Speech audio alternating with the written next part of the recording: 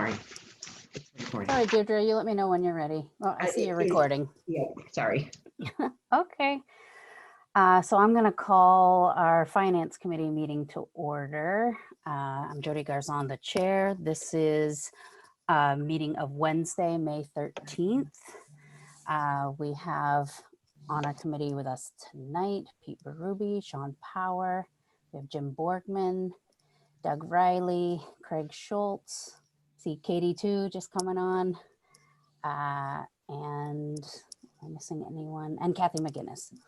And then we have several guests. So in the interest of folks who may be watching this, I'm going to ask that when any of our guests speak, they just introduce themselves and saying on what basis they are speaking, whether personally or representing a group or what have you.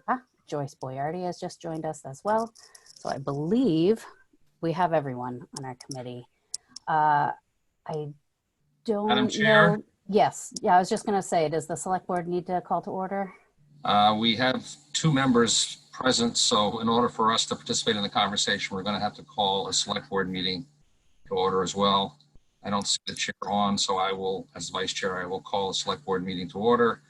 I'm attending, and also Mr. Germain. Thank you. Sure. Great. Thank you for joining us. On tonight's agenda, we're going to start with Capital Planning Committee report. We have Jonathan Barry here, who's going to go over their report with us. And then we're going to talk about the fiscal year 21 revenue forecast, as well as the FY21 operating budget review and discussion. And then Mr. Kaczynski is going to talk us through the warrant articles for the June 2020 town meeting as they stand now. And then we will attend to our business of approving the minutes and any other new items that we may need to discuss. So I'm going to turn the mic over to Jonathan Barry for him to go through the Capital Planning Committee report.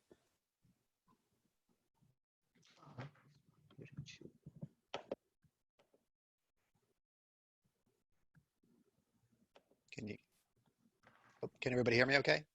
Yep. All right, great. Thank you, Jody. I'm John Barry. I'm the chair of the Capital Planning Committee. Thanks for having me here tonight. I'm going to just do a pretty brief run through of the report that we provided. This is a draft report, and we will finalize this report in advance of the final Finance Committee report. But we can certainly take any feedback people have and think about whether how to incorporate that. So obviously this is a very unique time we're dealing with. So the Finance Committee has taken mostly the same approach we've taken in prior prior times leading up to town meeting, although we've made a few little adjustments just to kind of recognize the period we're in. High level, the committee, we've worked with Mr. Kaczynski and Carol Johnson and all the various heads of the different departments to identify all the various capital needs, many of which we already had from our prior process of collecting them. And then there were a handful of new ones that have come up over the past several months. Went through all those capital needs, prioritized them according to a sort of formula we've developed over the past year or so. And then we bring them forward in this report as to what we think are the highest priorities for the town. You'll see there are about $3 million roughly of capital needs that we thought through. We only went through the sort of formal ranking process for 7 out of 23 of these capital projects. And the reason being just knowing the situation that we're in right now with potential revenue availability. We just knew there were certain ones that are just going to have to be deferred no matter what. So we went through the ranking priority process for 7 of these 23 items. That's just south of $2 million worth of items, $1.978 million to be precise. And we'll get into the details on some of that. We deferred consideration on roughly $1 million worth of items at this point. Getting into the priorities, 4 of these we identified as the highest priorities for the town, totaling about $132,000 of estimated cost. 2 are medium priorities at about 1.8 million. And then 1 was a lower priority at about 55,000. Now, and take these all, relatively speaking, these are all important priorities for the town. So when we say something is lower, it doesn't mean it's important. It just means it's lower than the other ones on the list. So it's not to disparage, the project or anything. We think these are all important projects for the town, but we have to put a sort of relative ranking on them. And as I noted, we've deferred consideration on 16 of these projects. If we flip to the kind of table in sort of page 3, I guess, of the report folks have in front, we have a list out of some of these projects. So the highest priority projects that we would recommend for appropriation, to the extent funds are available, and I realize that's an important caveat. 1 is a drinking water risk and resilience assessment, which is state mandated, so I believe that has to be done. There are 2 fire department items, 1 for turnout gear replacement and 1 for new self-contained breathing apparatus bottles. And then the last one on the list is Crosswalks Signals, which the chief of police has identified as an important item to deal with 2 issues. 1 is just the safety of people crossing the street, students particularly, but also addressing potential shortfalls we have in staffing for crossing guards, existing shortfalls, and what are expected to be just further pressures on staffing those crosswalk jobs. So those were the 4 highest ones. We thought those were very, very important, and they got very high scores in our prioritization process. The next level of priorities were replacement for a large diameter hose for the fire department, about $15,000. And then 1 is, it's a big dollar item, although it's important to realize that is the total dollars over 15 years. So this is a water tank asset management program for the DPW. This is a company that would, we basically would outsource maintenance and upkeep of the water tanks to this company to take care of painting and repairing and that sort of thing. The total for that is about $1.8 million, although only 199,921 would be the first year's payment on that, that program. The lower priority of this grouping was replacement of radios for the DPW water sewer team. Again, we do think this is important. It just was lower on the list given the times that we're in. And then I won't go through all the ones that we deferred, but you will see there were quite a few deferred, a number of school items. 1 is a fairly significant project on Village and Birch Street related to stormwater drainage improvements. A couple items for the town buildings and Council on Aging as well. So I won't go through all those. Those folks can look at it, and I'm certainly happy to answer questions on those. The last thing I'll go through, and then I'm happy to take questions. There's a second document, which is the longer term plan. We did share a draft of this with the committee back towards the end of last year, several months ago. This is updated. We made a few revisions to it, but it should be a similar format to what you saw before. So what we're showing here are kind of a high-level summary of all the capital items that we have collected over the past few years that our committee has been in existence. And we've got them listed out year by year from 2021 to 2030. Then there's also a column you'll see that, excuse me, called timing indefinite. These are projects that have been identified, but we don't have a distinct year for them. But we know that they're on the list and we want to make sure they get captured. And you'll see, the total, I guess, just to jump to the headline here, is about just over $54 million, $54.6 million of capital items that have been identified through our process over the past couple of years here. Again, I won't go through all the details here, but I think it's important for the Finance Committee and also the townspeople to realize this is a living document. It will absolutely change. So I wouldn't get too beholden to any particular number in any column for several reasons. One are these are estimates of costs that could certainly change. Two, as we just talked about, there are lots of items that will likely get deferred into future years. So we may see an item in 2021 or 2022 that we end up pushing out into the future. And three, the needs of the town are going to change over time. There are certain items on this list that could certainly drop off because we realize we don't need them, or there's some other sort of substitute for them. And there certainly will be items that will find their way onto this list that we haven't considered yet. You know, we've tried our best to capture everything that is being thought of right now, but there are items that are going to come up. One I'll note specifically, and we make reference to it in the report, is there's not a specific line item for a new senior center. I know there are analysis going on currently as to what the needs of the seniors in the town look like right now. But there's still a lot of work to do there. And from what I understand, that could go in several different directions. So we don't really have, you know, a good number or a good timing to put on that at this point. But as more gets known, that will find its way onto this schedule. And there's other items like that too. You know, there's certainly infrastructure improvements. You know, we certainly have a good amount in here. You can see the line under Public Works. Infrastructure, there's $28 million worth of items, which is, you know, by far the biggest single line item on the list. But that's going to evolve over time too. You know, we have, you know, road needs for road repairs. We have stormwater and drainage and sewage improvements. And a lot of that is captured in there, but we certainly can't say that we've got every possible thing that's going to happen over the next 10 years in that item there.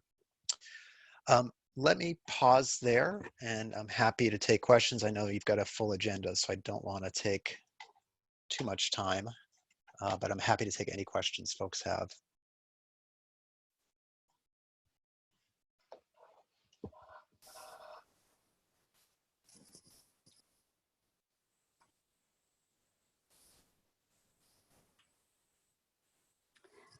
I had a question on the deferred consideration that you have a new school bus lease deferred for the school. How would that work? Yeah, a good question. So that one has come up. It's still a little bit amorphous, and there's a lot of questions here. So there is an item on the schools list for another bus to alleviate some of the challenge they have right now with routing and all that. Obviously, that's kind of further complicated by the situation we're in right now with the school closed and, you know, some uncertainty about exactly how it's going to open, you know, in the fall, and whether, you know, you can only have so many people on a bus at a time. And, you know, there's a lot of questions about how that could work. So the school has identified this, but as of right now, they're still, at least per my understanding, they're still not completely clear on what the need is and how they might go about doing it. So because there was still a lot of open questions, we decided to defer consideration of that item. But that certainly could change as we kind of move through the summer here. Okay. Other questions? Yeah, Madam Chairman. I'm hearing the same thing on school buses. I mean, the camps that we work with are being told that maybe half full or leave every other seat vacant. So that's means we have half the number of buses we need if that's going to be the case when the school year starts. So I think there's a lot up in the air in buses. I'm not commenting on this bus, whether it's needed or not. I'm just saying that's a huge moving target. If you have to leave every other seat vacant and put one kid in each seat, that means you have a third the number of buses you need, probably. Yeah. Yep. Joyce, you had a question? You have to unmute yourself though. There we go. Not so much a question, but just a comment as far as the seniors. And I understand, I mean, we're in tough times right now. So obviously putting a lot of things on the back burner are necessary. But I would hope that, and this is just my suggestion, that we don't forget the seniors, seeing that there are so many more, there's a large population of seniors. so that I hope that when the time turns around and we're able to get back to a normal, whatever that might be, that we revisit the senior center and the seniors and what we can do for them.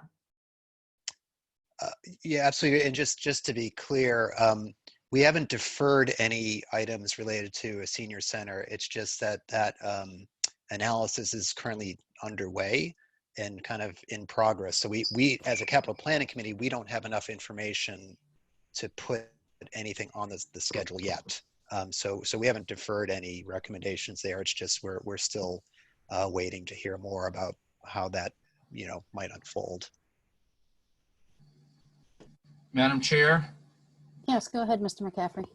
just to add context, the study for a new senior center is continuing at the Permanent Building Committee. The Permanent Building Committee has gone through the project with some outreach, some folks to try to tell us what kind of programming they would like to see in a senior center. The Permanent Building Committee has received 3 options to consider from the architect that will be most likely discussed in a meeting on May 26th. So the progress continues on the feasibility study, irrespective of whether or not we'd be able to move forward with it, in the near future. But this study is continuing and will continue to update the community as the work continues. Okay, thank you. And Jody, just in case I didn't say it, just to be, just so I get it out there. So the committee's recommendation, the capital planning committee's recommendation to the finance committee and to the board of the select board is to appropriate funds for those items that are in the highest and medium priority buckets. So there's 6 items there. We fully understand that that is, subject to availability of funds. So, we're not commenting on the availability of funds, and we understand that there's a good chance that funds are not available to do all those things. But to the extent funds are available, those are the projects we would recommend funding for. Okay, thank you. Other comments? I know we have several folks with us today. Want to open it up to if there's other questions or comments from other folks online with us right now.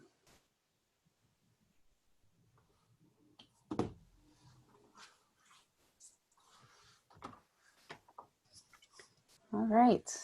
Well, thank you so much, Mr. Barry. I'm sure we will have some. Madam Chair. Yes, go ahead. I had raised my hand, so I guess nobody on the team is looking at the hands raised, which I totally appreciate. My name's Lauren Barnes. I ask a question as a citizen, not as an official representation of the select board. I have 2 questions, but first a comment. The work of the capital planning committee has been going on for a long time, and I have to say that what this document doesn't show is years of work of establishing formulas in order to have a filter by which all of these projects could be put through the sieve, if you will, and adjudicated very objectively. So I just want to thank and congratulate every member of that committee who signed their names here, but they just really deserve our appreciation, because this is a great tool for going forward. 2 questions. One, with respect to school buses, because I wasn't part of that discussion directly, but 11 towns around us don't have the same type of school bus program that we have. And I keep questioning why it is that we do ours differently and why our capital costs as a result are so much greater. I'm wondering if somebody can talk about that. That's question number 1. I'm going to mute myself after asking both questions, so if somebody could take note. The second one has to do with the DPW radio replacement. The nature of the work of the DPW is on a large part emergency. They need a secure frequency where everybody's on the same frequency to communicate in real time. This was, in fact, an item that went through a collective bargaining process recently.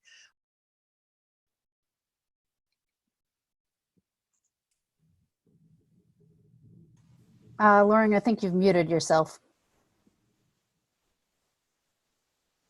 Am I still there?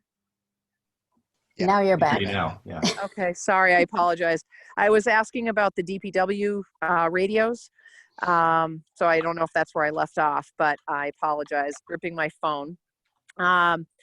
The nature of the work that the DPW does is such that if somebody was was dealing in mud or worse from a sewer perspective, and they had their $1,000 iPhone, which we all know that's what they cost theoretically, and the iPhone was damaged, it's really not a reasonable way for us as a town to expect our DPW to be able to communicate any more than any of the public safety agencies would be able to communicate.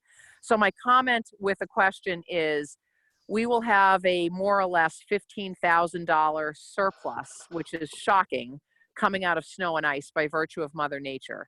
My question to the Capital Planning Committee and the Operations Committee with the town administrator is, can we find the balance and perhaps rebid the radio system that was here, but probably bid in a different economy? My guess is that the cost would go down, to see if we can figure this out, because we do need the DPW to be able to communicate, and I don't think it's reasonable that we expect them to do so on their personal cell phones. There's just too much variable. And of course, we have the situation of the equipment not being, we don't own it. And if something happens to it, that's going to be a problem. So 2 questions, one about bus leases, one about DPW, and I'll put myself on mute with with my personal gratitude for all the work that's been done. Thank you. All right, well, I'll give it a go, although I don't know I can answer all of that. So on the bus leases, I share the same question. We're not entirely sure, at least I'm not entirely sure, and I think probably many of the other committee members, as to why we do things the way we do. And it is an item that we have brought up several times and hope to dig into a little deeper. And it goes even beyond buses. I think it's all the vehicles in the town. We buy police cars, we buy dump trucks, we buy all sorts of vehicles. And I think there's a bigger question about what's the most effective way to be purchasing vehicles.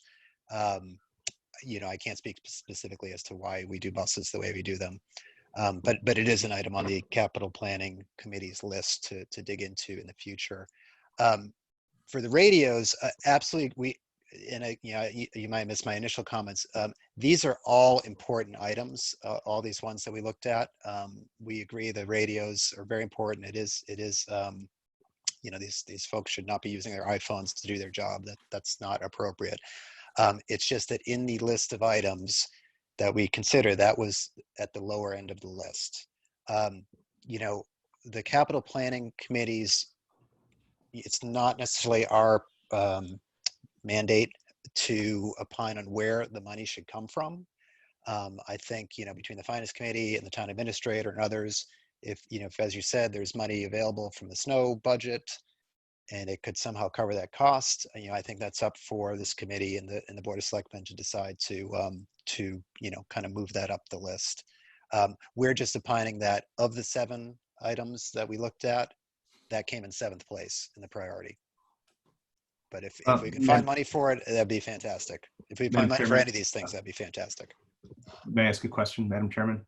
Sure, go ahead, Mr. Schultz. Yes. A question on the snow and ice budget, and that's always one of the special line items. I know we always have to spend there's some rules about it. Can you transfer money from snow and ice and put it into radios, Mike? Mr. Gazinski, is that allowed, or is it somehow restricted? I know it's one of those budgets that doesn't behave like the other ones. That's an excellent question. I think certainly as far as an original appropriation, it has to be at a minimum the same amount or more than it was the year before. For a transfer, I'd want to get confirmation from town council just to be sure that we would have the ability to transfer it out. And my thought is we would, but I would want confirmation on that before any action was formally taken to do that.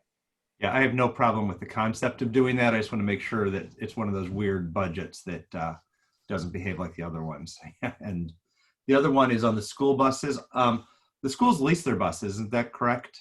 Is that the question that we're having? Is that different than the other 11 towns? Because I've seen studies about every 5 years, the finance committee asks for a study on lease versus buy, and the cost has come out in favor of lease, at least the study that's done every 5 years or so that we ask. But is the question that other towns purchase their buses rather than lease them, or what's the thought there? My understanding is that other towns contract out bus service. But That was on they- the list too. So it was lease, buying, contract are the three things I always bring back. But Madam Chair? You know, like they contract the services of another company to provide their bus services. Yes, Mr. Berube. In addition to whether it's lease or buy, there is the question of whether it's capital. This is not just a surface, an issue on the surface. It's a little deeper than that. Why is it capital? Leases, we don't own these buses. Right. They ought to be coming out of the operating budgets of those that lease them. And typically leasing is done when you can't afford, when you don't want to take the loan or take a lending. Then your option is to lease over time, but that ought to come out of an operating budget, not a capital expenditure, unless you have it.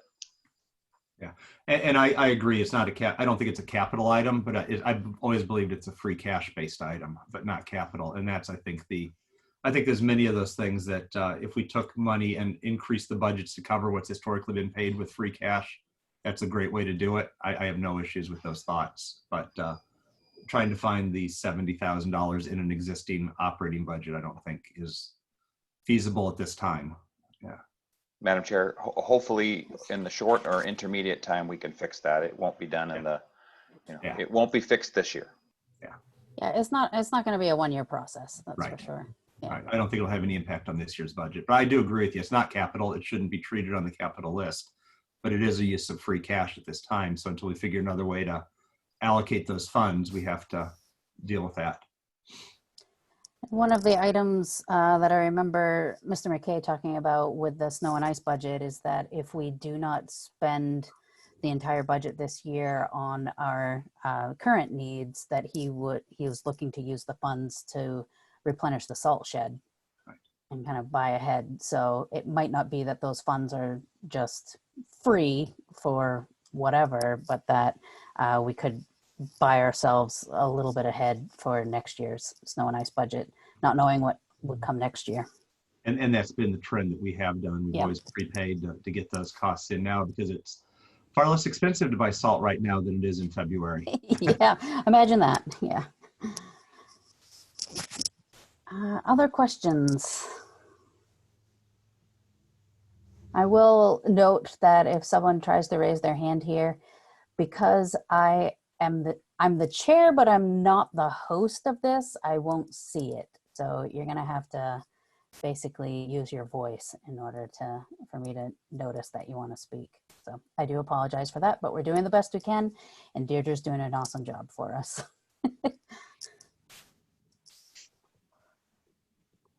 All right. So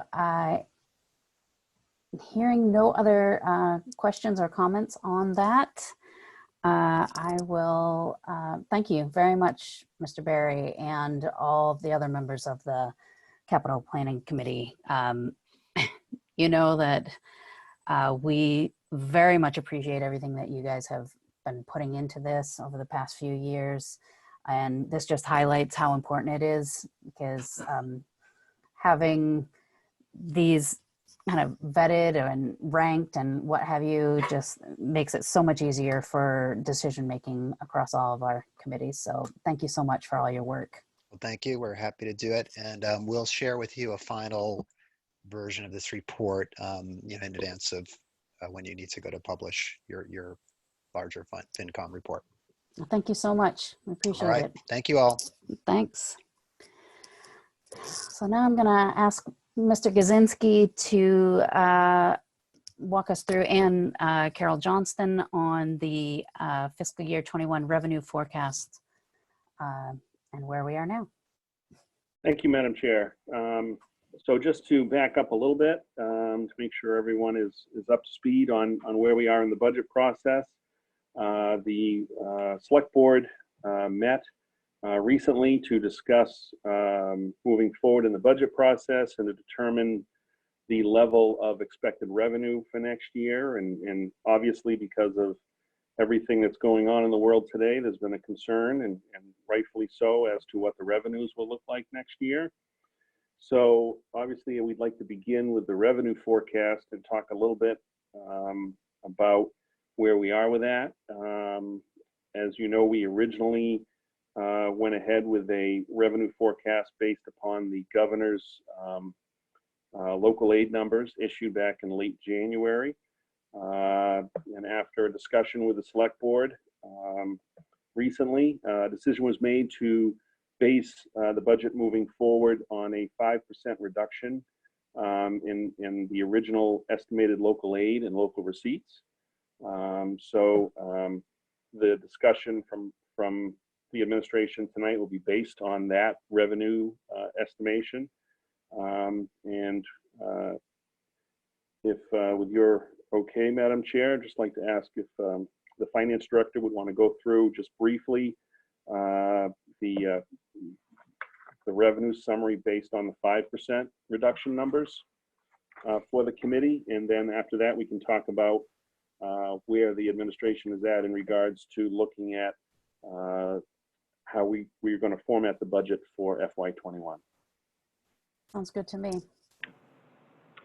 Hi, this is Carol Johnston. I'm the Finance Director. And based on our projected 5% reduction in state aid, it would take our state aid from the governor's original proposal of $6,510,317 down to $6,184,801. The other change for the local receipts based on our projected, we originally projected $2,621,941 for local receipts for next year, and reducing that by 5% will now bring it down to $2,490,844. The difference, it's a sizable difference between the 2 years. So that's all we have of the changes between what was delivered to you back in February and what we have now. Madam Chair, if I don't know if there's any questions in regards to the revenue estimates or the revenue summary. If not, I'd be happy to talk a little bit about the work that's occurred in regards to getting where we are in the budget process. Do we have any questions at this point? All right, why don't you proceed? Thank you, Madam Chair. And I'd like to begin, and I apologize for those that have heard some of this already, and it may be a little repetitive, but I think it's important and worth repeating. Some of the original changes that were made and are being that were recommended to the budget based upon the original governor's numbers and our original revenues.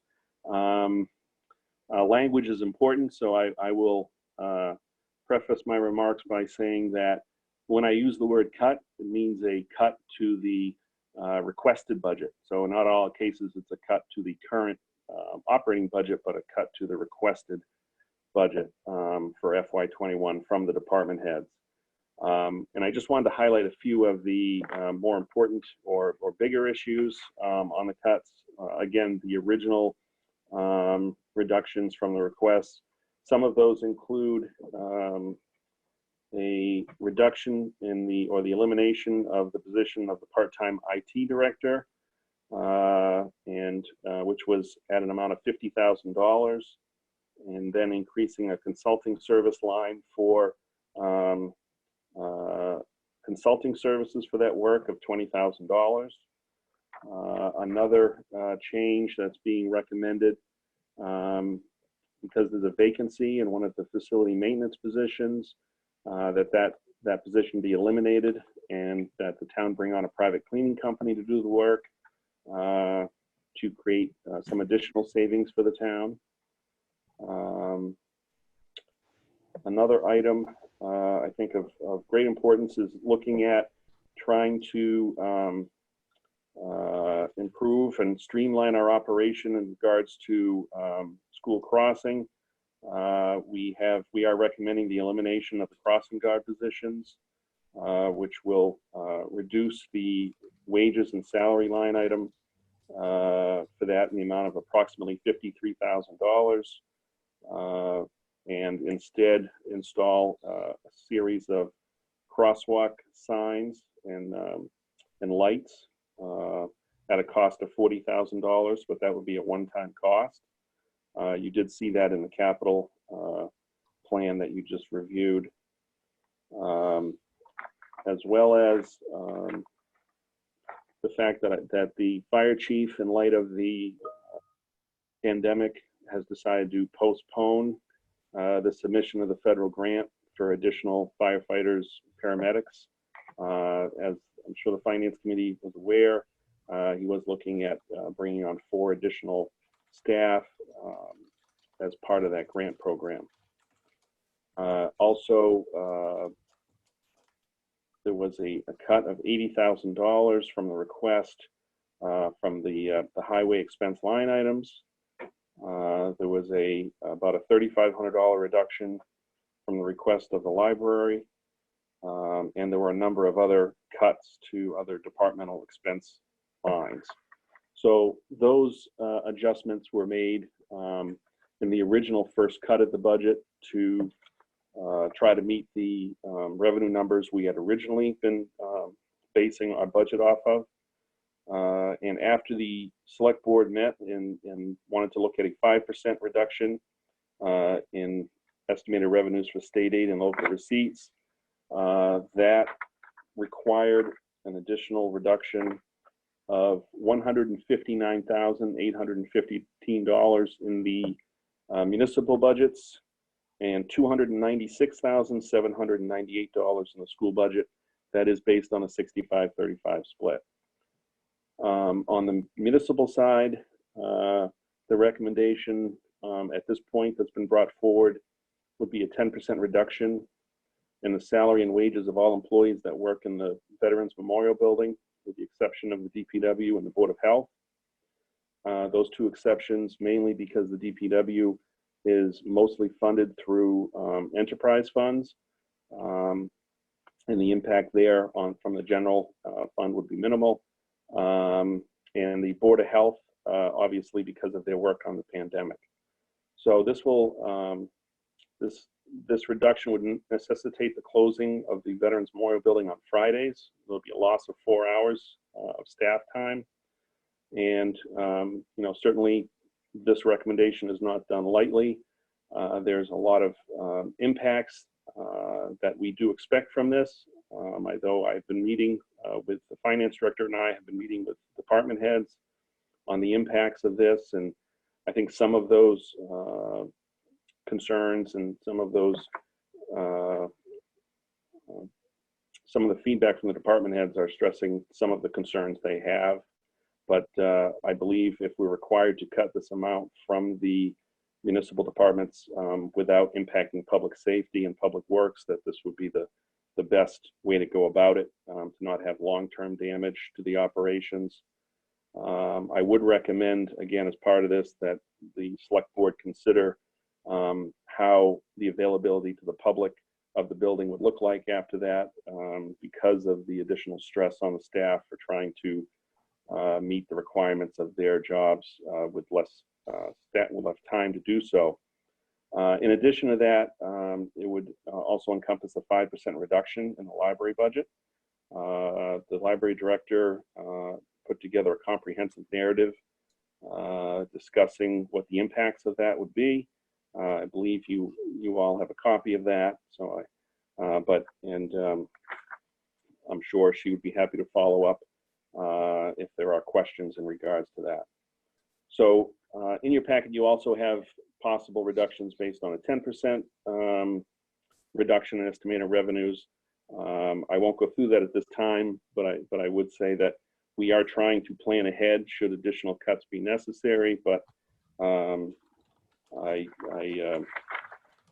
again, I have put together that list for you to look at in case you have questions, and I'd be happy to answer any questions. That's a very short summary. I hadn't planned on going through the budget line item by budget line item, but I'd be happy to answer any questions you have on that or the budget as you have it at this time. Joyce, you have a question?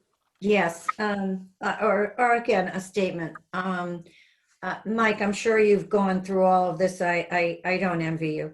As far as credentials, and I would like to voice my concerns just as far as the fire department's ALS and the library's credentials. I'm sure that any of the departments that could possibly lose credential or standings you've taken into account, and are you protecting those? Well, we've certainly taken those into account. We don't know how the state will react to any of these reductions. We are in an unusual time. I know the state has put out certain waivers for certain things. I don't believe they've made any updated announcements on how they'll handle reductions in library budgets from a certification standpoint, but there's always a risk. And we've tried to do it in a way that does not reduce library services in a way that's greater than other municipal services. I know that the state looks at that. If the town solely chooses to make its cuts on the backs of the library, then that's certainly not good for certification. But considering the fact that the town is also contemplating making pretty serious cuts to the other parts of the municipal administration, I think would weigh in on that. But I am aware of the concerns and aware of the possible ramifications of these adjustments.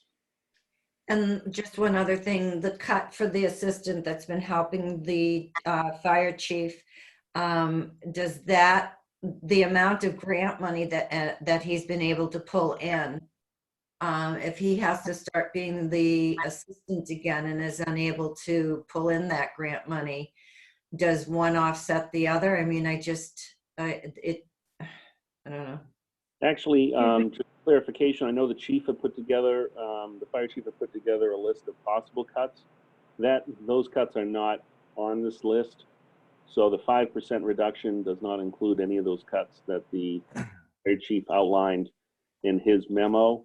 Although I will say, if you look at the possible 10% reduction, there would be some impacts to public safety.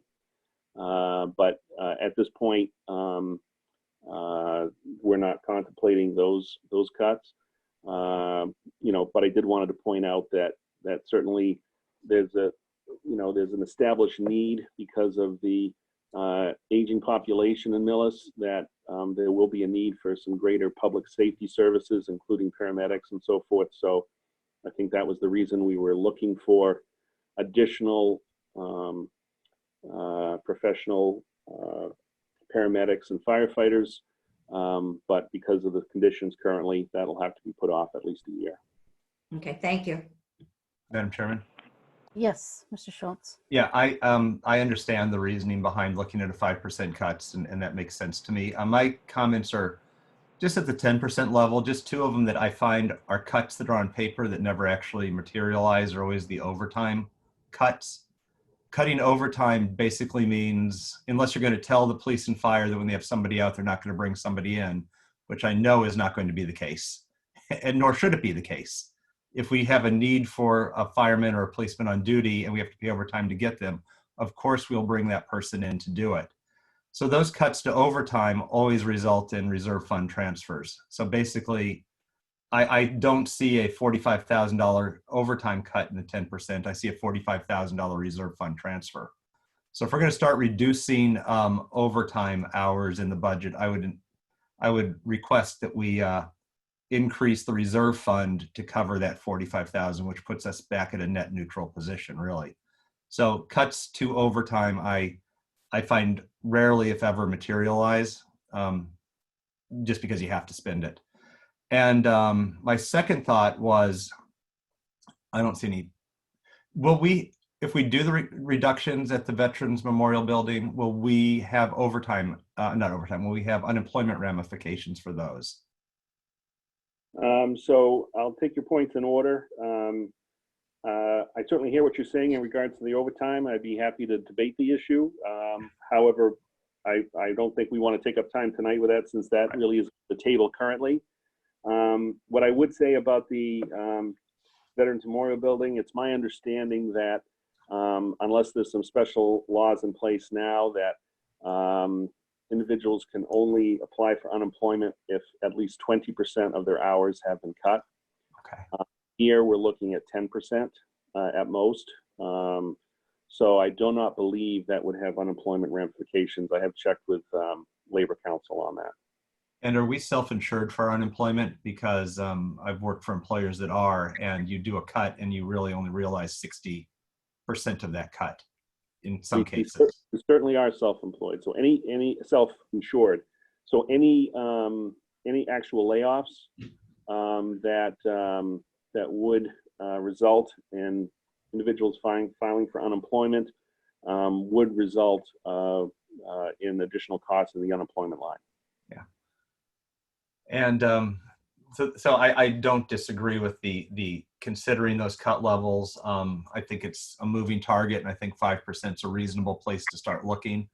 My only other thought on that is without having a definite, there's a lot of things up in the air, and I'd hate to start seeing cuts being made on hypotheticals to actual budgets. I would suggest or suggest that we consider, we don't have to consider it tonight. There's no point in going down that rabbit hole till we get more firm numbers and find out things in another couple or 3 weeks. But stabilization would be a place that I would look to cover a gap of a certain amount. We've covered $500,000 of snow and ice in particularly bad years. And our policy, and I don't recall it, but I'm sure Jody has it memorized because she talks about it every year, is we have a certain number of years that we must pay that back in. I don't know if it's 3 or 5 I think or it's minimum. 3. Yeah, minimum payment of $50,000 a year or something like that. Yep. But I would, unless I saw definite funding reductions where the governor's budget or the House budget comes in lower, there is no federal stimulus money coming to the state. Unless I had a definite, I would vote a budget using stabilization with the understanding that it can be revisited in September or November as we get more information. I hate making cuts based on hypotheticals because it is hard to get that money, get those service levels back when you do it. Yeah, It's just a statement. There's no question there. Yeah. Mr. Berube, did you have something you wanted to say? Very briefly, I wanted to applaud Ms. Tolson for the budget information that she provided in the drill because it's very comprehensive. So I don't mean to pick on the library, but one of the points that I think Warrant's looking at is that a certified library is, for lack of a better analogy, not a sacred cow, in the sense that why not ask for a waiver now, knowing that towns have difficult choices coming. And I don't know what it is either, whether it's going to be 5%. Frankly, my personal opinion is it's going to be much worse. But I'd rather be in a position of preparing now and having to make cuts now. And I disagree with waiting, or having to go back and make additional cuts later in the budget year, because that basically means that the cuts are made over a shorter period of time when the budget has already been partially executed if you come back at this in the fall. I did participate in the select board's meeting last Friday and this Monday and made similar points, and I appreciate the opportunity to do so, but I have a much more pessimistic outlook on this based on the reading that everybody can do. 5% is the tip of the iceberg, and I don't know anybody that is anticipating that the revenue shortfalls are going to be limited to 5%. I think we're sticking our head in the sand. And the other point that I wanted to bring up is that we have yet to hear from the school committee on 5%, 10%, whatever it is. And at this point, I find that, and they know, but I find that alarming.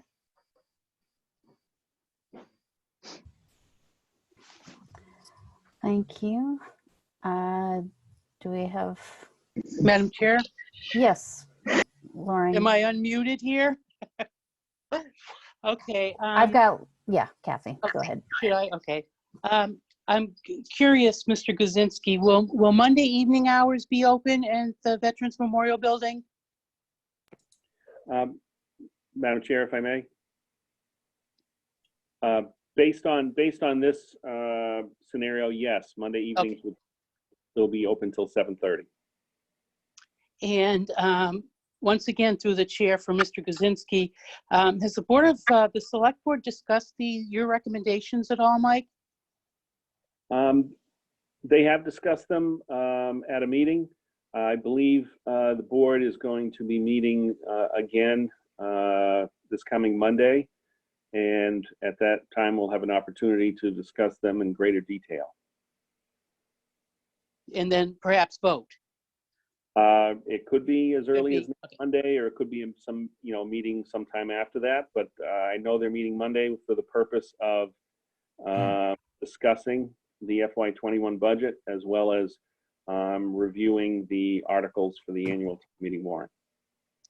Thank you. And one final comment, if I may, Madam Chair, is I'm opposed to the use of stabilization to cover any shortfalls.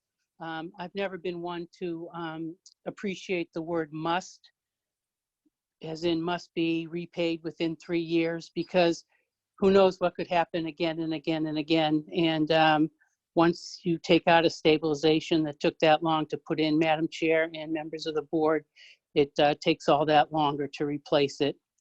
And my final thought is I would like to impress on the Board of Selectmen to keep the $30,000 in paving, because as we all know, the #1 complaint in town is the taxes are high, but we still have potholes. And I believe with these reductions, the least we could do still is to pave some potholes for the residents so they don't feel completely disbanded. Thank you. Madam Chair, Yes, Mr. McCaffrey.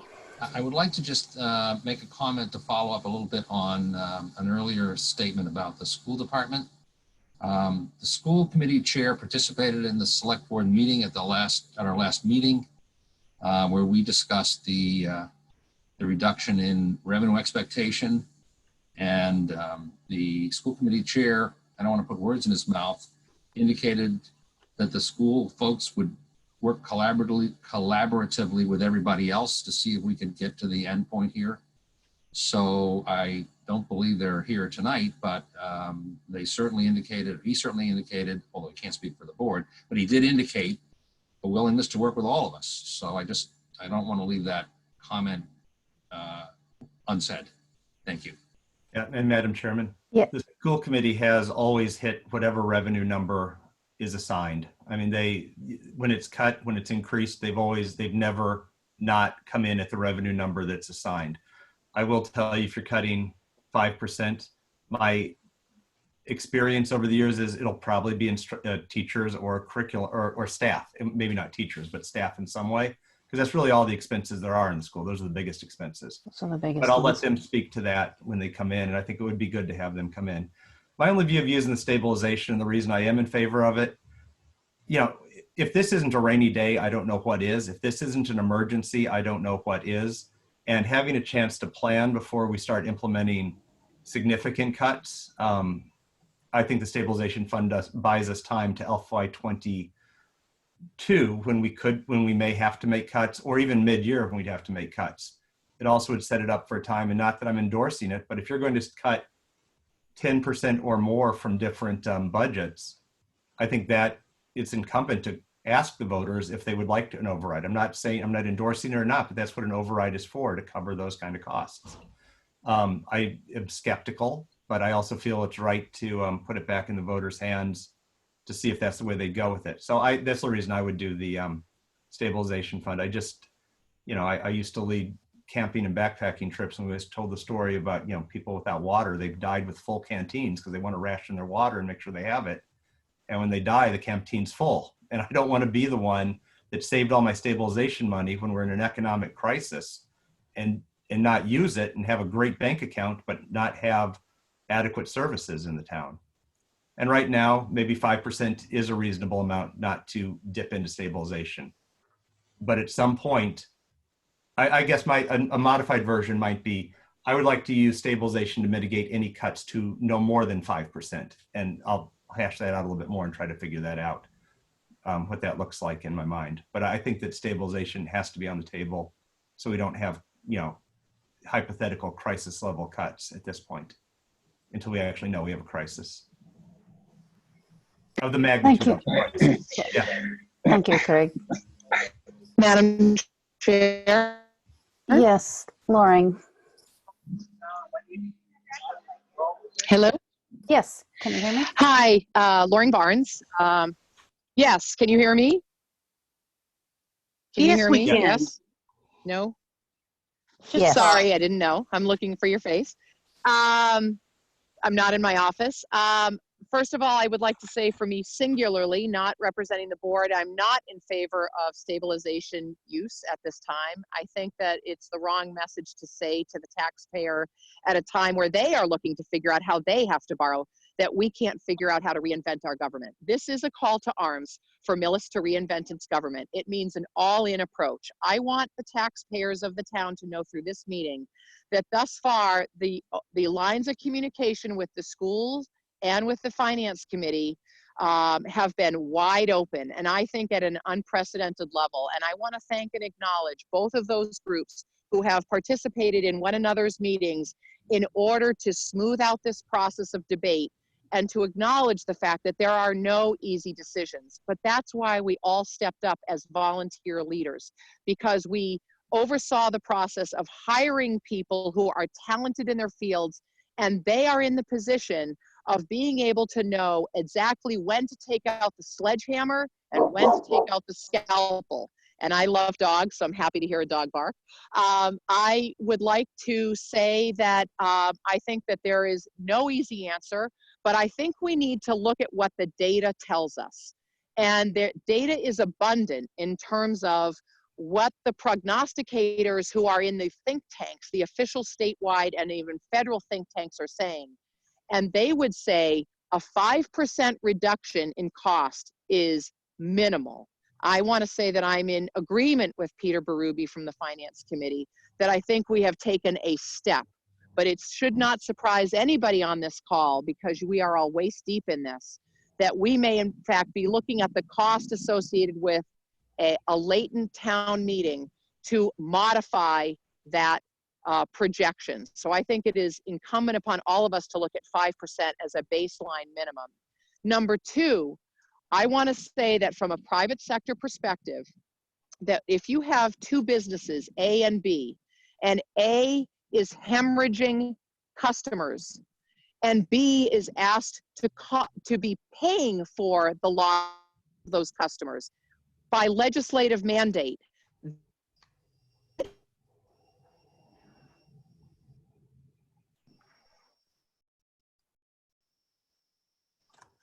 on the municipal side for the outflow of students to alternative places of learning, which is everybody's fundamental right to do.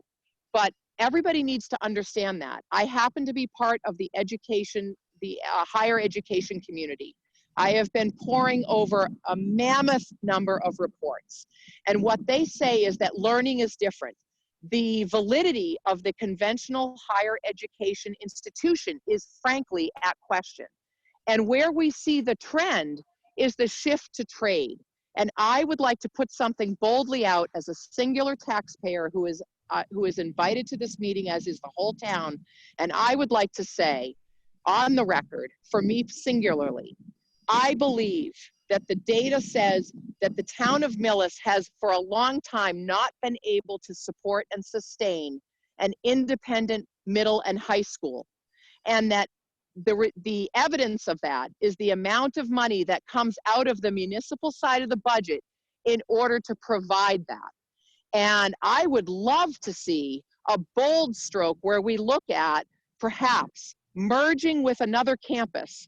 There is an abundance of proof points in districts like Dover-Sherburne, Concord, Carlisle, Acton, Boxborough. And before anybody says, oh, we tried that, I would challenge you and join the team and say, let's try it again. I think we should be looking at folk tech and agricultural schools and ask ourselves, should we redefine the model of the biggest segment of our town budget and look to those campuses and say, maybe Millis should become an adjunct campus to one of those schools, and we completely reconfigure our approach to education. So I just want to put that out there and say, this is no time for protectionism. This is a time of collaboration. And I want to acknowledge and close that the Finance Committee and the school department, for my money to this moment in time, have been very collaborative. And I just hope that we have that type of open dialogue in the future. And I thank you all very much. Thank you, Loring. I think while there's some big ideas that were discussed, we also have the immediacy of next year's budget to consider, and what are the things that we would be able to accomplish and plan for in the short term. I think there's, all of us are interested in our long-term goals as well, and sustainability of town finances and the direction where things need to head, changing demographics, all of that, trying to be cognizant of the future needs of the town. But we also have a specific task ahead of us, and that is to recommend a fiscal year 21 budget. And what Mr. Kaczynski is presenting here, with recommendations based on the original budgets, and then the 5% cuts and 10% cuts. Of course, that's the purview of the select board to kind of come with their recommendations of what are they going to be recommending to us for a final budget for fiscal year 21. I think it makes sense that we talk about stabilization. I just pulled up the town policy because I have a copy on my laptop here, and it says it may be used for any lawful purpose, but should be typically used only for unforeseen and emergency purposes. I think we will debate whether it makes sense to tap into that in order to plug the gaps that we may have or see for the FY21 budget. But I think, at least from my perspective, it makes sense that we start at a 5% reduction. I don't think it would be prudent to be below that. Once we get above that, we start really significantly impacting services to the town. And it's hard without adequate data for the future and how deeply this crisis is going to affect town and government finance to know how much we need to cut. But we know we're going to be pinched. We don't know for how long and by how much. And Mr. Berube, I see, yeah. Thanks. I just wanted to add that, that's what the select board has already voted on 5%. So those are the budgets we're going to see, and we'll consider those and vote ourselves for our own recommendation. But based on some of the comments made tonight by a number of parties, the thing that I am having trouble reconciling is the broad comments that or debate on whether to use stabilization or not when we're only talking 5%. It's more than just whether to use stabilization or not, it's whether to use stabilization. I'm not in favor of using stabilization funds to get to 5% either. But if the cuts, which I think, in my opinion, are realistic to be greater than 5%, then I certainly would be open to using stabilization funds, because I don't think you get there. But 5%, we shouldn't be looking at, in my opinion, shouldn't be looking at just making it easy on ourselves and taking it out of the rainy day savings account. It is a legitimate use for the circumstances we're in, but we should be able to get to 5% by tightening our belt and putting in some of the ideas that have been put out there by a variety of departments, including some other ones, like pay freezes, like hiring freezes, like renegotiating contracts. These are reductions in the budget that can happen without cutting employees, cutting departments, putting the viability of departments at risk into the future. These are all the arguments that I've heard for not making cuts deeper than 5%. But you could take actions now and defer those expenditures by adopting either the FY20 budget or putting in some freezes or reductions in place that don't have the dramatic effect.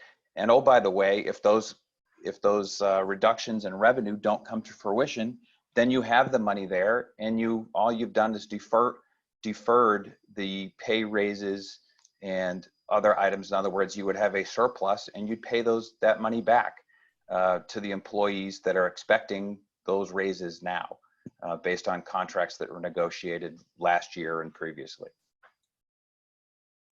Thank you for that clarification. I agree with you. I think I think it would be imprudent to use stabilization for cuts 5% and under. But over 5%, I would definitely start thinking about where stabilization might be used to plug in some of those holes so that we can provide adequate services, by the town. Other comments? Madam Chair, if I may. Yes. Again, I just wanted to clarify that over 95% of the employees of the town of Millis are either unionized or through different contracts. So the town doesn't have the option to unilaterally make those types of changes or freezes or reduction in pay levels. Certainly the select board could decide, and/or the school committee could decide to go back to those groups or individuals and discuss the possibility of renegotiating contracts, but I expect that process would take some time. And the fact that we don't know the scale of the revenue reductions, and it's just at this point it's conjecture as to the magnitude, that might be a challenge. But certainly it's something that I'm sure the select board will take up and discuss as to whether or not it's prudent to go back and reach out to those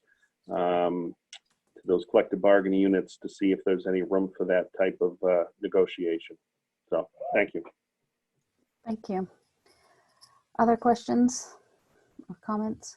Madam Chair, Yes, Mr. McCaffrey. I would just like to make a couple of comments. First of all, the recommendation by the town administrator with respect to a reduction in hours, which has not been approved by the select board, as Mr. Berube indicated. Nevertheless, it's doable without negotiation. So it is a practical thing that can be executed very quickly. Doesn't mean it's the right thing to do, but it can be executed quickly.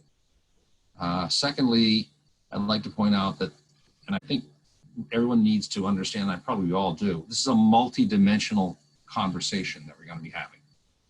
The Department of Local Services has, tried to outline for us some of the options that we have, including the one that Mr. Berube mentioned about a temporary extension of the current budget. That's an option we could take.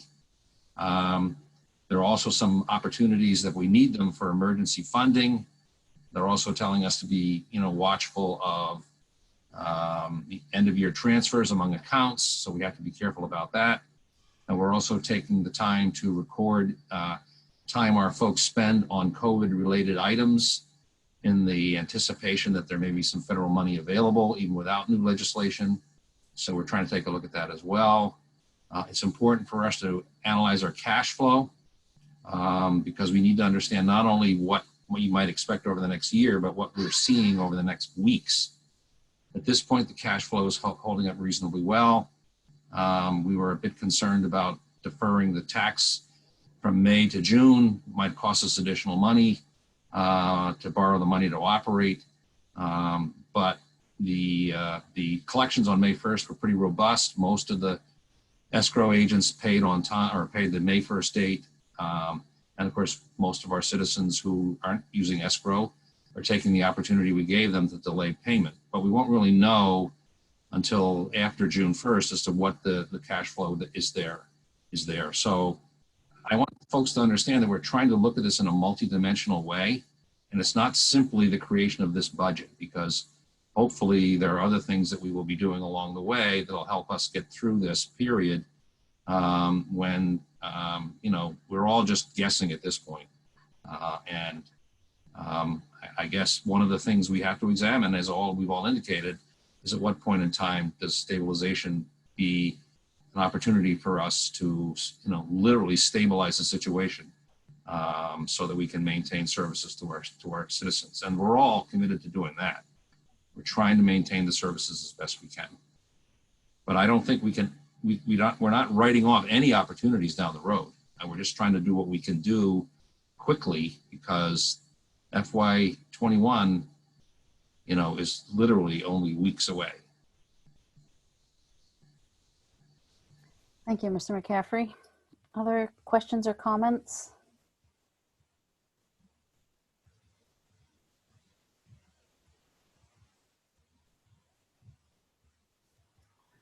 All right, so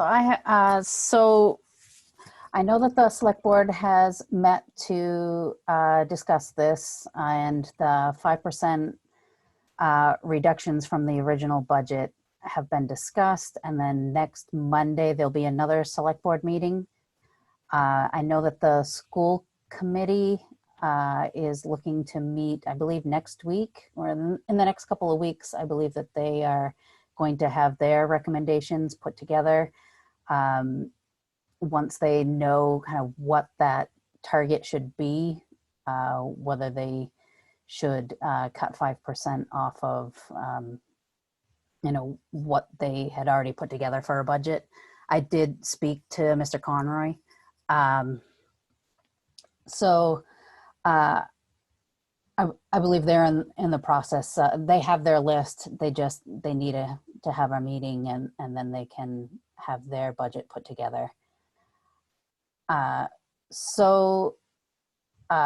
this point, I believe, so for our next meeting, will we have kind of a recommended budget, Mr. Gazinski, or what are our next steps here? I can certainly come back to the Finance Committee at your next meeting, which I believe is next Wednesday. Is that correct? Yes. And convey any updated information from the Select Board meeting. I am not sure if the final result of that meeting will be a budget recommended by the board, or whether there need to be an additional meeting. But certainly we'll be taking a good look at the budget and determining if the Select Board is ready to formally forward the budget to the Finance Committee, or whether they feel they're going to need another meeting to do so.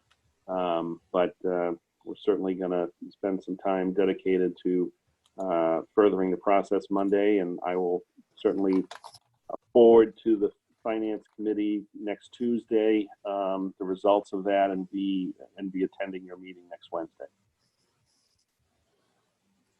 Okay. Thank you.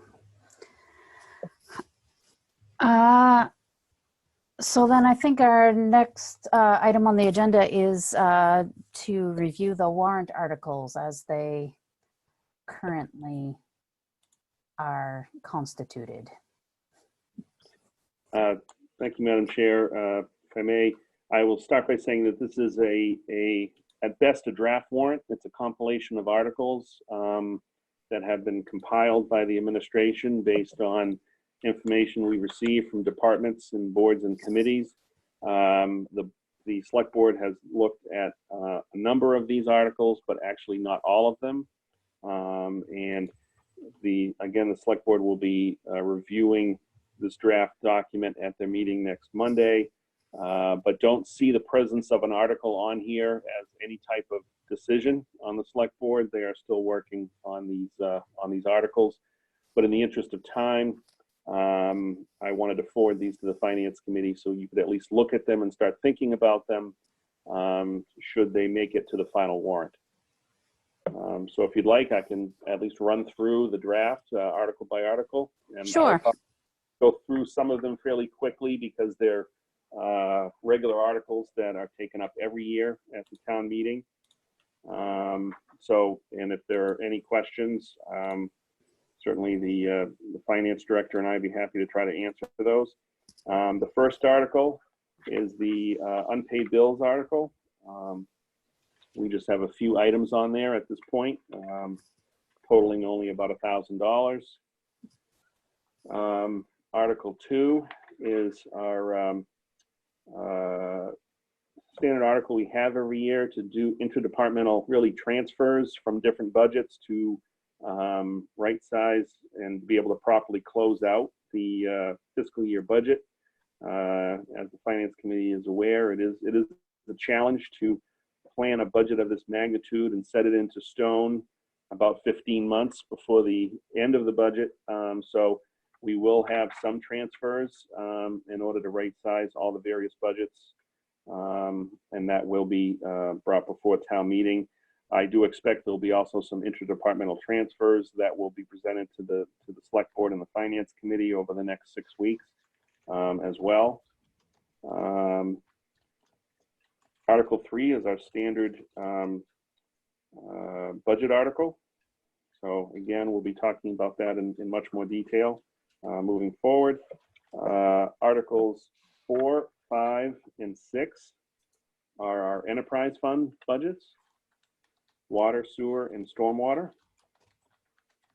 Article 7 is amendments to our personnel plan, and I do anticipate presenting some more detailed information for the Finance Committee at your next meeting in regards to some of those changes. Article 8 is the standard article for an independent audit that's done every year. Article 9, again, a standard article authorizing the Board of Health to appoint any of its members to other town offices or positions. Article 10 is for the revolving funds. Again, that's a standard article. You see all the revolving funds included. Article 11 in the draft you have is just a draft article right now, as we have just received the items from the Capital Committee, and the Select Board will be discussing the capital items as part of this broader discussion at the meeting Monday night. Article 12 is a lease for computers for the schools, which leases, when they're new, need to be approved separately. The next article, Article 13, is basically to use unexpended funds from prior projects in order to help defray the cost of the DPW project. So we're trying to use prior funds, and again, we'll have more detailed information for the Finance Committee moving forward, but this is cleaning up old articles whose work has been complete or is no longer needed, and used against the debt account to try to ease the burden on the budget moving forward. Article 14 is part of the program that was discussed as part of the capital plan for the water tank maintenance program. That program requires a 15-year agreement.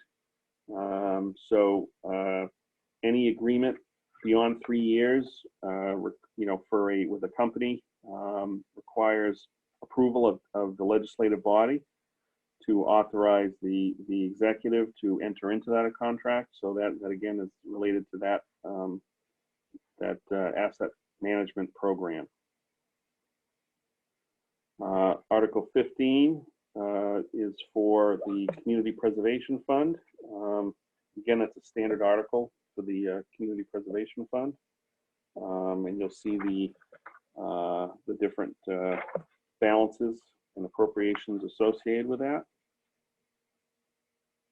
Article 16 is another article put forward by the Community Preservation Committee involving preservation and rehab of the Henry F. Walling map. Article 17, again, another item related to the Community Preservation Committee involving Memorial Fields Improvement Project. And again, we haven't received any final word from the Community Preservation Committee on that project, but they've asked for that to be put forward as a placeholder to the board.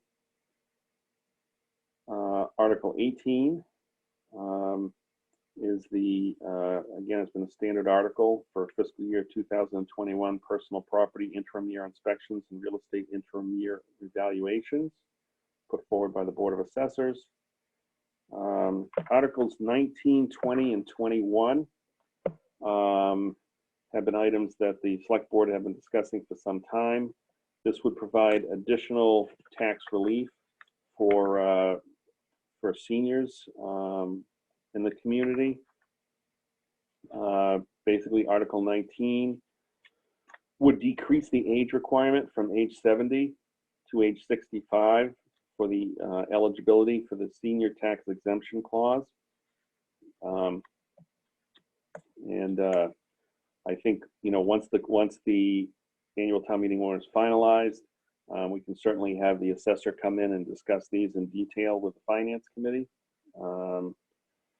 Article 20, it would increase the gross receipts that seniors may have in the prior calendar year to be eligible to defer property taxes under MGL Chapter 59, Section 5, Clause 41A of the Acts of 2005, from $20,000 to $40,000.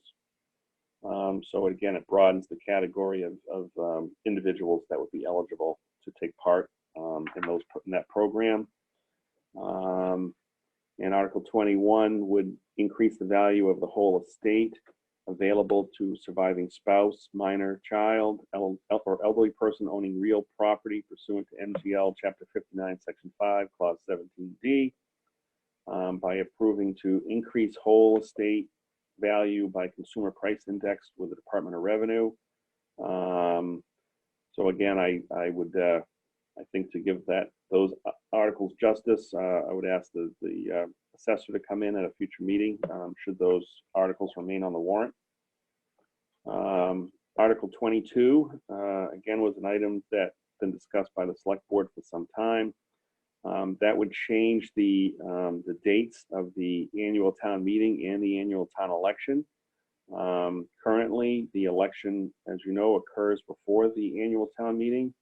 That's somewhat unusual. Most communities, or certainly many, find it to be a better operational system to have the town meeting first, with the officials that have either prepared the budget or prepared the budget for their department, or have been involved in the process of the annual town meeting to be able to be in office at the time of the annual town meeting. So this would be to have the annual town meeting be held on the last Monday in April. Actually, that may be changed. I'll take a look at that again, but that may be, but essentially the board is going to discuss this on Monday night and discuss the dates. I think we're looking at, actually, that's old language. I think the annual town meeting for the transaction of business will be held on the first Monday of May, and the annual meeting for the town election will be the second Monday of May. So that language, I think, will get updated. But the crux of the article is that it would change the order in which the town meeting and town election occur. Article 23, as part of a broader discussion that the Select Board had several months ago in regards to the sewer cap upon the town for the amount of sewer available for new developments, and the fact that we have a lot of individuals within the community that have access to town sewer but have chosen not to connect. This is an article that's been accepted by a lot of communities in the Commonwealth, or something similar to it, to require within a certain period of time that properties that have dwellings in front of sewer lines that have access to connect do so within a certain period of time. And again, that if that remains on the warrant, it can be discussed in more detail at an upcoming meeting. Article 24 is a standard article for Medicare and Medicaid reimbursement services. that has a net benefit, a net financial benefit to the town by doing that every year. Article 25 is $75,000 for the unemployment insurance fund. Every couple of years, we need to add funds to that account. And Article 26 is for the OPEB. If there are funds available to put in the OPEB, that will be addressed in that article. And then for any remaining funds to be transferred to the stabilization fund for Article 27. Both of those articles are standard. So, Madam Chair, that's a quick run through of the list of draft articles that the Select Board will be considering at their meeting on Monday. Any changes to the document based on any votes the board may take at that meeting, I will certainly forward those to the Finance Committee after their meeting next Monday. I'd be happy to answer any questions. Yeah, have we any questions? Madam Chair, if I might please, Kathy McInnes. Sure, go ahead, Kathy. Thank you. Through you for Mr. Kaczynski.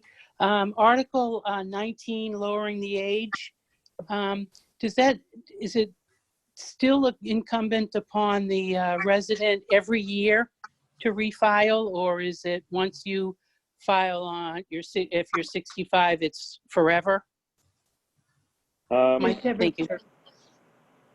I would have, unfortunately, I'd have to defer that. I don't know if the finance director is aware of that, but I wouldn't want to speak because I'm not 100% sure on that. Okay.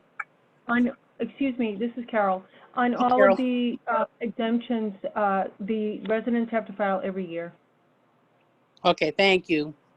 You're welcome. I'm getting to that age. Joyce, do you have a question?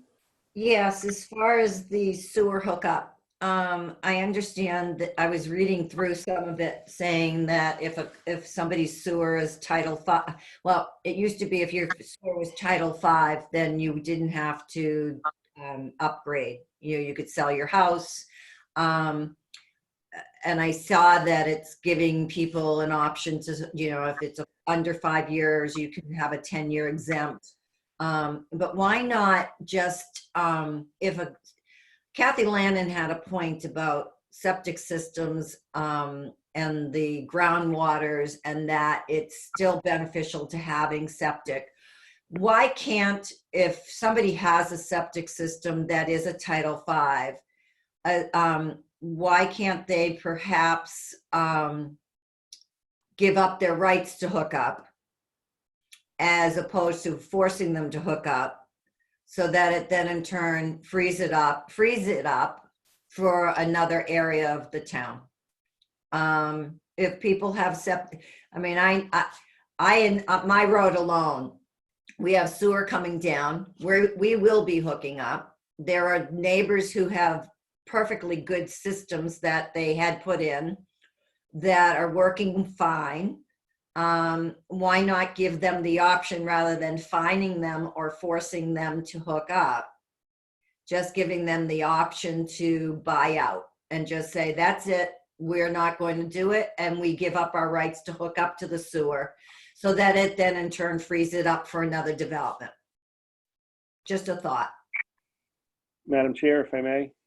Sure, go ahead. I mean, I do agree that it is an excellent question, that one that may have legal ramifications and some, one that would, I think, require more input from town council. Having said that, because this is just a draft list of warrant articles, I hesitate to take up too much of the committee's time on it at this point. So certainly I think that point is taken for the select board when they discuss this on Monday.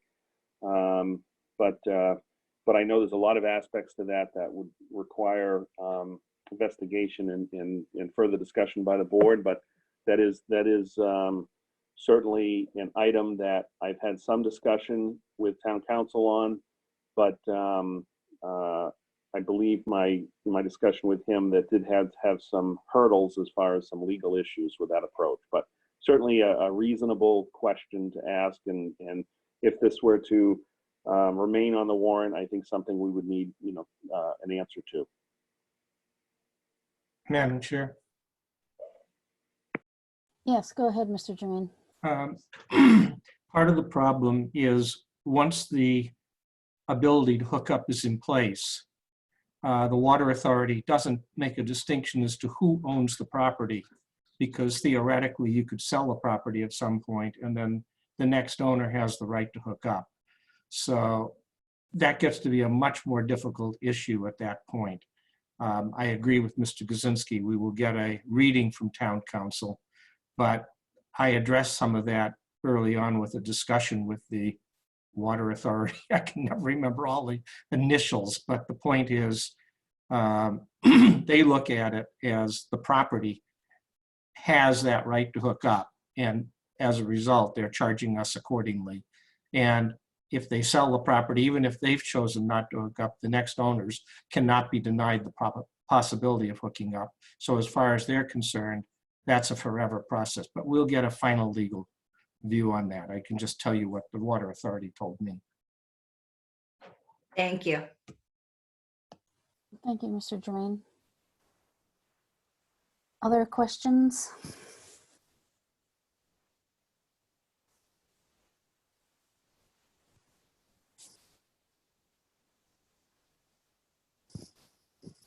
All right.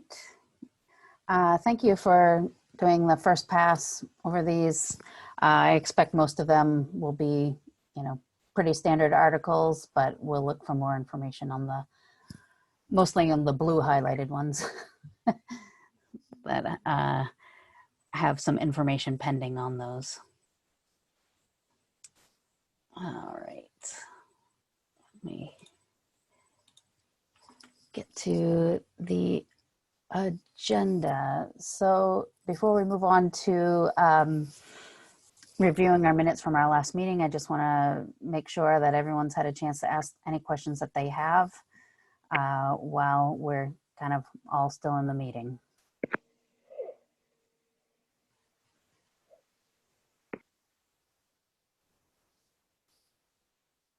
All right.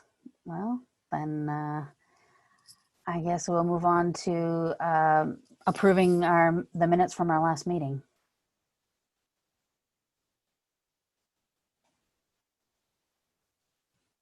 Madam Chairman, I move that we approve the minutes from the last meeting. Somebody has to unmute. Second and unmuted now. There you go. It's motion has been made and seconded to approve our minutes from our last meeting as written. Any discussion? All right, all in favor, please say aye. Aye. Aye. Aye. Just a reminder, I was not at last meeting, so. All right, that was going to be my next question. Any opposed or any abstaining? Abstain. That would be me. All right, and Sean Power as well. All right, so the motion is approved. Thank you, everyone. Is there any additional business that we need to discuss before we finalize the meeting?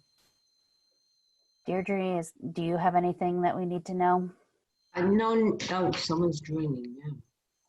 Nope, not right now. Okay.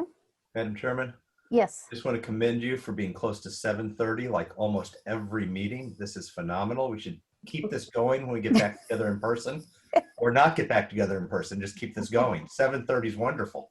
An hour and a half meeting. Well, I appreciate everyone's input. I do think it's harder to participate in this manner than when we're all together in one space. So I'm assuming it's because we have fewer questions, or some folks are a little hesitant to speak in this format. But we're doing the best we can, and at least we're fulfilling the requirements of our charge. And I thank you, everyone who has joined us for tonight. This was really helpful, and certainly for all the work that Town Hall has been doing to be able to facilitate the meetings in this format. Everyone's had to adapt pretty quickly, kind of thrown into the fire, and we appreciate all your work in doing it. I'm sure the IT director has been kept busy with the many infrastructure challenges that we have with our IT for the town. So thank you very much, Mr. Germain.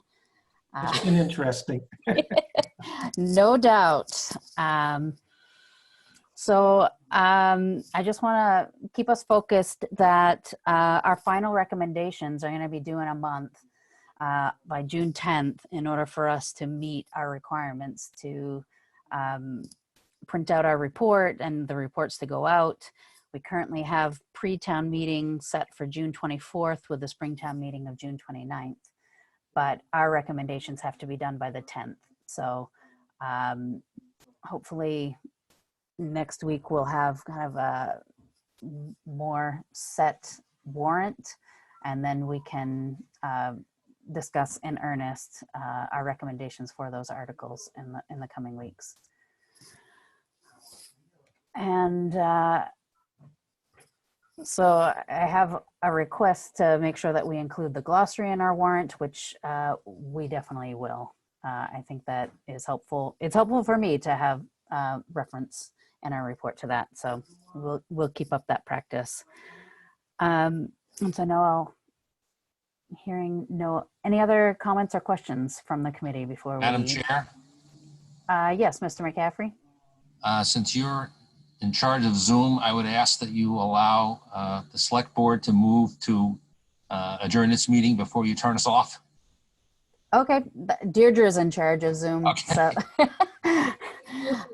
Mr. McCaffrey, and I'll adjourn you. So to the chair of our board, Madam Chair, I move that the select board meeting adjourn. Second. Third. All right. Madam Chair, Yes, Mr. I Burley. move that we adjourn the Finance Committee meeting. Second. All right, it's been moved and seconded to adjourn. All in favor, please say aye. Aye. Aye. Thank you, everyone. I really appreciate your joining us tonight. Thank you. Thank you. Thank you. You, Judy. Stay Thank well. you, Deirdre. Goodbye. Bye. Good night.